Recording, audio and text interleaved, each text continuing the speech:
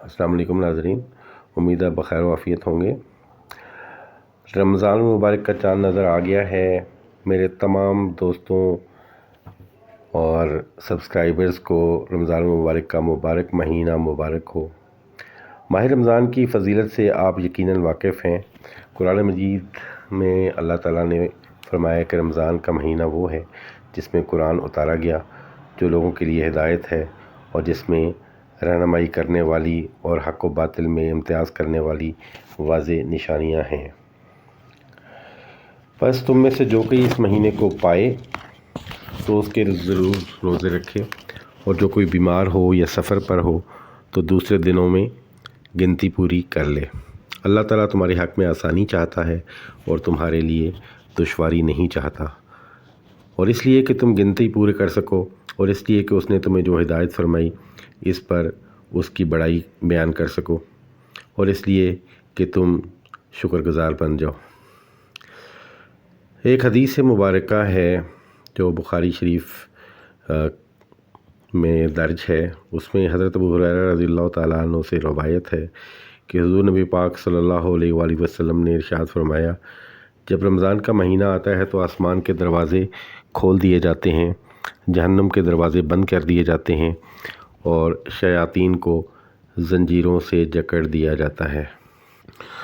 رمضان المبارک ایسا بابرکت مہینہ ہے کہ جس میں اللہ تعالیٰ کی رحمتوں بخششوں کا بے پایاں نزول ہوتا ہے، اور اس میں جہنم سے لا تعداد لوگوں کی آزادی کروائی جاتی ہے۔ اس لیے یہ اہتمام بھی کیا گیا ہے کہ شیطانوں اور سرکش جنوں کو اس مہینے میں آزادی نہیں دی جاتی، ان کو بیڑیاں پہنا کر ان کو قید کر دیا جاتا ہے۔ اور اس مہینے کے روزے مسلمانوں پر فرض کیے گئے ہیں، اور جو شخص اس مہینے میں روزے رکھے گا تقوی کے ساتھ اور اللہ تعالیٰ کی عبادت کرے گا، روزہ خود ایک عبادت ہے، اس کے ساتھ آپ نمازوں کا اہتمام اگر کرتے ہیں، اور نمازیں تو ہمیشہ کے لیے فرض ہیں، قرآن مجید کی تلاوت، احادیث اور دوسروں کے ساتھ حسن سلوک کرنا، یہ شیوا ہونا چاہیے رمضان المبارک میں۔ اور اس مہینے میں کسی روزہ دار کا روزہ افطار کروانے کا بے شمار اس کا ثواب ہے، اور اس میں جو شخص روزہ افطار کرواتا ہے اس کو بھی اتنا ہی ثواب ملتا ہے کہ گویا اس نے وہ روزہ خود رکھا، اور دوسرے شخص کی روزے کی جو ثواب ہے اس میں کمی نہیں ہوتی۔ تو اس لیے نبی پاک صلی اللہ علیہ وسلم نے فرمایا کہ چونکہ اس مہینے میں شیطان بھی بند ہوتا ہے اور انسان کی طبیعت نیکی کرنے پر مائل ہوتی ہے، تو آپ نے فرمایا کہ وہ شخص بڑا ہی بد نصیب ہے جس نے رمضان المبارک کا مہینہ پایا لیکن اس کی بخشش نہ ہوئی۔ اگر اس مغفرت کے مہینے میں بھی بخشش نہ ہوئی تو پھر کب ہوگی؟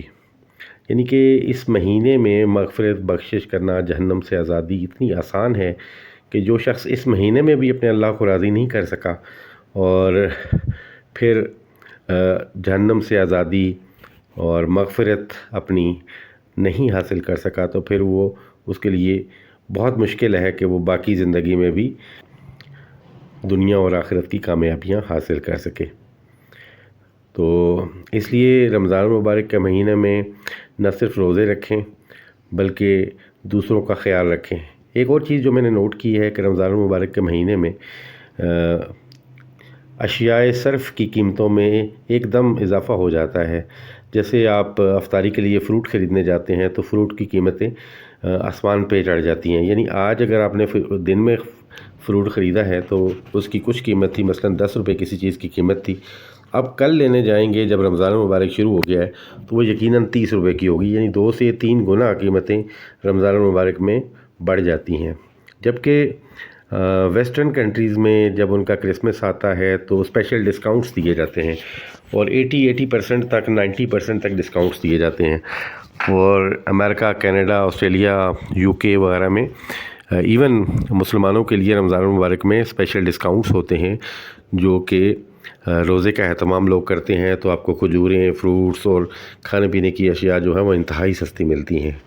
تو اللہ تعالیٰ ہمیں توفیق عطا فرمائے کہ ہم اس رمضان مبارک کو کمائی کا ذریعہ نہ سمجھیں بلکہ اس کو رحمت اور بخشش کا مہینہ سمجھیں تاکہ ہمیں جہنم سے آزادی مل سکے۔